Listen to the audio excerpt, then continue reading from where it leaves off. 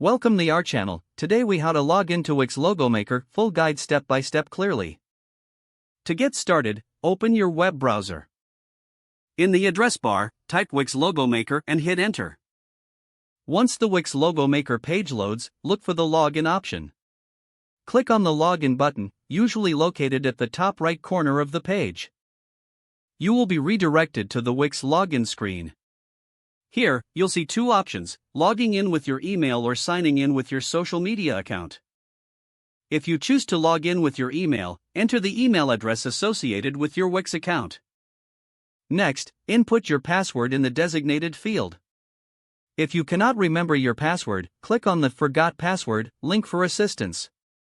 If you prefer to log in using a social media account, select the corresponding icon, such as Facebook or Google.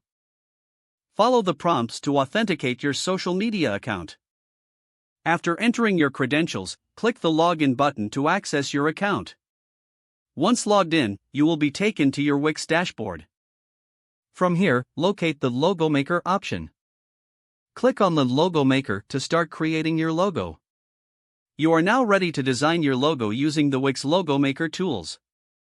If the page does not load, refresh the browser or try again in a private or incognito window. Make sure you are using the correct email address, then retype it carefully to avoid small typos. If your password is not accepted, use the reset option and create a new strong password you can remember. Check your spam folder for verification or security emails, then complete any requested confirmation steps. Enable two-factor authentication if available to improve account security and reduce unauthorized access risk. After signing in, review your profile details so your contact information and settings are accurate and current.